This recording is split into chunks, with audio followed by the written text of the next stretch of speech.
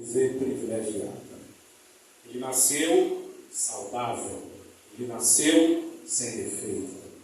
Olhando uma linha cronológica, podemos dizer que ele seria o terceiro rei naquela linha sucessória, haja vista que havia Saul como rei, tinha seu pai Jonatas e havia ele agora para assumir também o reinado. Mas os irmãos sabem que Saul ele se desviou do caminho que Deus havia estabelecido para ele, fazendo com que Deus rejeitasse a sua vida e não aceitando mais como rei de Israel. Deus agora vai levantar um rei segundo o seu coração e manda que o profeta vá até Belém, até a casa de Jessé. Chegando lá, Deus provê dos filhos de Jessé um rei para Israel. E a história começa a se desenrolar. A Bíblia diz que Davi ele vai levar mantimento para os seus irmãos que estão na guerra. E chegando lá, ele se depara com um filisteu. Estou introduzindo para que os irmãos entendam de fato aquilo que Deus ele quer falar conosco neste sentido. Quando ele chega na guerra, ele percebe que tem um filisteu que está afrontando o povo de Deus. Era um homem muito grande, o nome dele é Golias. E ele olha para aquele homem e ele diz: como é que pode um incircunciso desse estar afrontando Deus do povo de Israel? A gente não aceita isso. E ele vai lá, pega umas pedras, pega uma linguagem nossa, uma peteca, um alforje, e vai enfrentar o gigante. Saul olha para ele e diz: mas não teve ninguém que tenha se disponibilizado a enfrentar só esse menino, franzino, não tem condição, mas ele está com coragem, então vamos mandar ele para o campo de batalha. Ele pega as vestes de guerra de Saul e diz: olha, vistam ele aí e coloque ele para lutar. Ele pega a couraça, ele pega o capacete, ele pega a espada, mas ele era franzino, não dava para ele utilizar aquilo. Ficou muito desproporcional. Ele larga tudo aquilo, vai para o campo de batalha, pega uma pedra, coloca na funda e diz: olha, você vem para mim com lança, com espada, mas eu vou contra você em nome do Senhor, o Deus de Israel. Ele gira aquela funda, ele lança, o gigante cai. Quando o gigante cai, ele vai lá, arranca a cabeça do gigante, volta para o arraial, e agora ele já não é mais um jovem franzino, ele agora já é visto como herói de guerra. E a história de Davi, ela também não começa aí. Porque às vezes a gente lê, irmãos, uma história baseada na ótica daquilo que a gente quer. Como por exemplo, quando nós queremos um texto que se adeque com a nossa situação, a gente lê um salmo que vai na direção daquilo que a gente quer para embasar a nossa fé, e aquilo faz a gente continuar e se firmar. Porém, uma história, ela tem um princípio. E às vezes, para se entender uma história, é por isso que nem tudo que se ouve é verdade. Você precisa entender uma história como um todo para poder tirar e ter um entendimento do que aquilo é, de onde começou, como surgiu. Você não pode apenas olhar a história, mas o contexto, quando você está falando neste sentido. A história de Davi também começou de uma forma muito diferente. Se os irmãos lerem o texto, os irmãos vão ver que ele, da sua casa, ele além de ser o menor, ele é colocado para o serviço mais desprezível da época, que era ser pastor de ovelha. E quando o profeta vai à sua casa para o sacrifício, escolher o rei, ele não era visto como alguém pronto, apto para aquele exercício. Isso é tão claro que não chamam ele, não chamam Davi, para se preparar e se santificar para o sacrifício. Porque havia um ritual. Antes de sacrificar, precisava se purificar, estar pronto para o sacrifício. E Davi não é chamado, ou seja, a família dele não vinha via nele postura de um rei e não acreditavam que ele poderia exercer uma posição como essa. Mas ele está lá nessa posição. Segundo lugar, a gente observa que os irmãos dele não via ele com bons olhos. Quando Davi chega no campo de batalha, se a gente tivesse tempo, a gente poderia ler de forma, mas Davi ele não é bem visto pelos seus irmãos. Seus irmãos olhavam para ele e achavam ele talvez muito exibido, muito amostrado, não era para ele ter tudo aquilo, mas Davi, ele tem algumas qualidades que Deus viu nele. Quais são? Davi, ele não desiste daquilo que Deus dá a ele. Davi, ele tomava conta de ovelha, ninguém queria tomar conta de ovelha, mas ele estava lá tomando conta das ovelhas do pai. E um dia chegou um leão para tentar roubar a ovelha, colocou a ovelha entre os dentes, e com aquela ovelha, Davi olhou aquilo, ficou brabo com aquela situação, foi lá, matou o urso. Um outro dia chegou um leão, ele foi lá também, matou um leão e conseguiu pegar as ovelhas. O que é que a gente aprende? Davi tinha qualidades que a família dele não sabia, e que ninguém sabia, mas Deus sabia.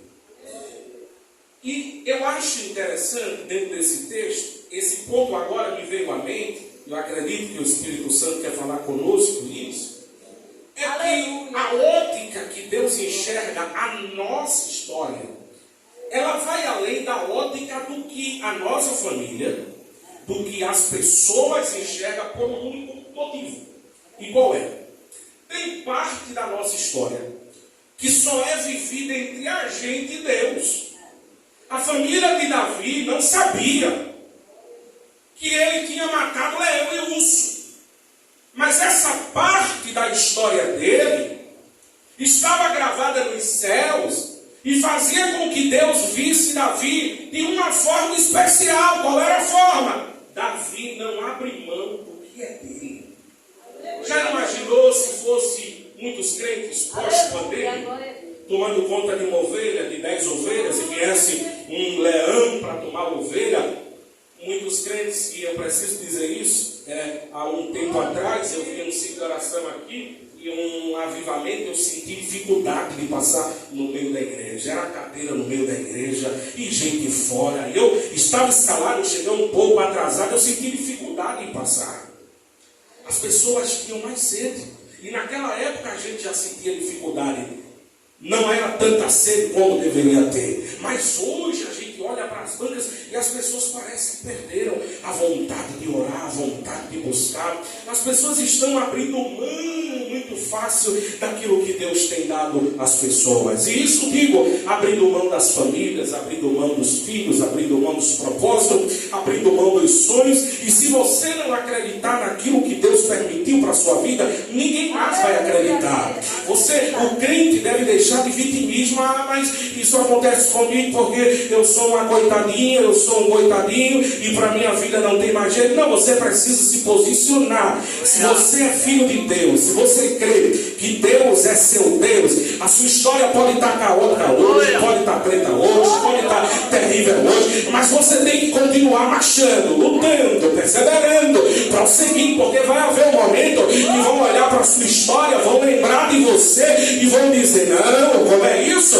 Lembra quando Jesus, ele curou aquele cego e olharam para ele e disseram: será aquele mesmo, aquele que vivia pedindo esmola? Não, eu não acredito, mas tem a aparência dele mesmo, eu não sei se é ele mesmo. Ele disse: sou eu mesmo. O que foi que aconteceu? Jesus, ele me curou. Então você precisa se posicionar.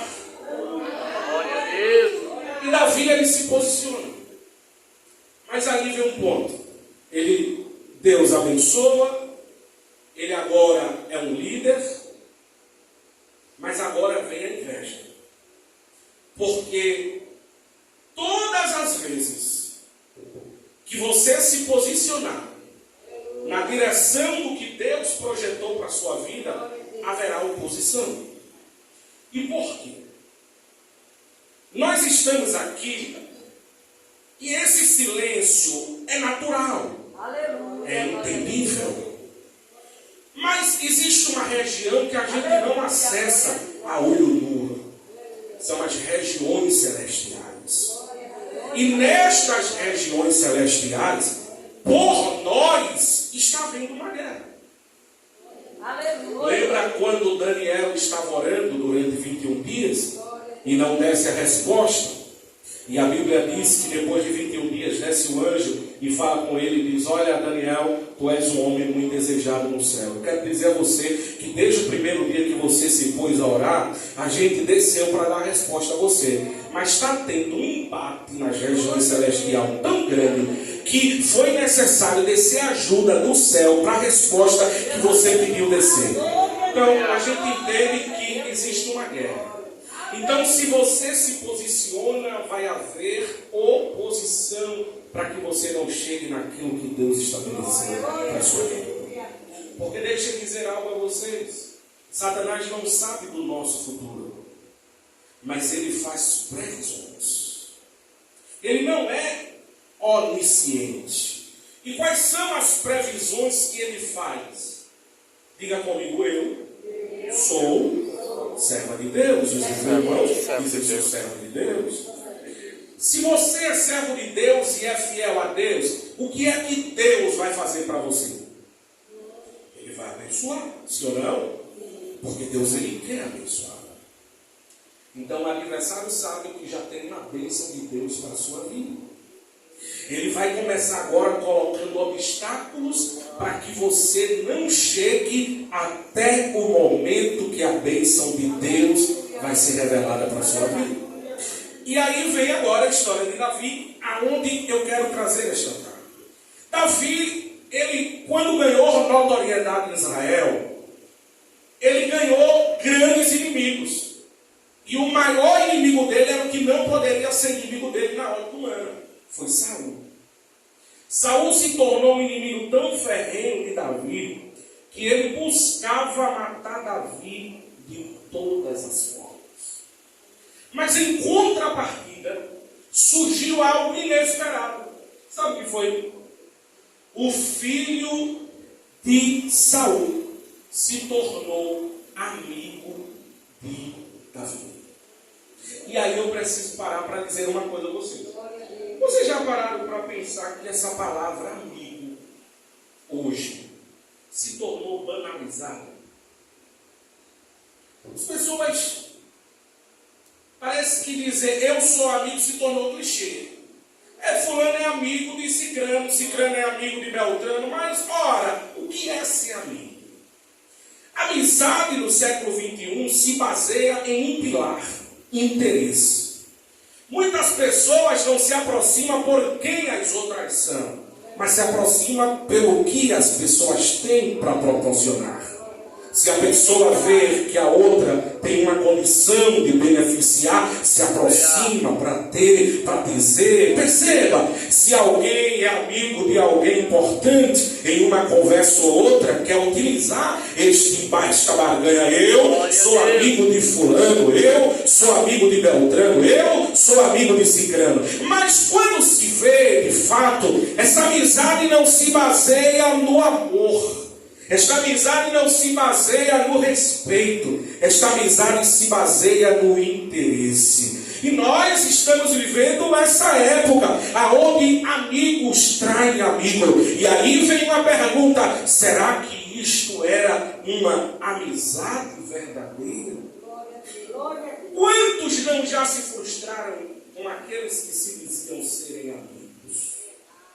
Quantos não já se decepcionaram com aqueles que diziam eu sou amigo? É preciso o crente entender que você deve ter como seu amigo não quem quer ser seu amigo, mas quem você entende que merece ter a sua amizade. Quando você entende este princípio, você evita o mal da nossa geração, que é a frustração.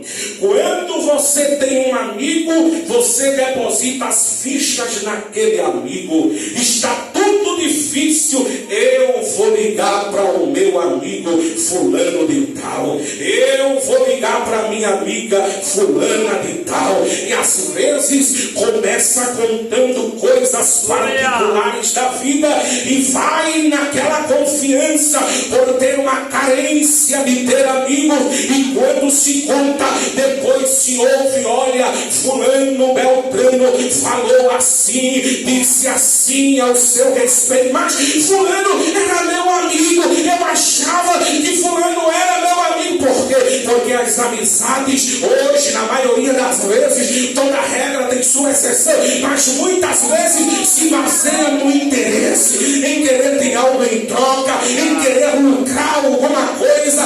Quando você encontra uma amizade que diz a você: olha, eu vou orar com você, eu vou passar essa luta de joelho com você, isso é muito bom. Mas hoje muitos torcem para ver o mal do irmão, para ver o irmão mal, para ver a companheira mal. E eu quero dizer uma coisa aos queridos irmãos esta tarde: nós precisamos de ter amigos de verdade. Mas deixa eu dizer algo. Eu quero lhe ensinar uma dica de um amigo que nunca vai lhe decepcionar. Abra sua Bíblia, por favor. Primeiro livro de Samuel, capítulo 18. Glória a Deus. Capítulo 18, versículo 1 diz o seguinte: e sucedeu que, acabando ele de falar com Saul, a alma de Jonatas se ligou com a alma de Davi. Diga comigo: amigos verdadeiros estão interligados.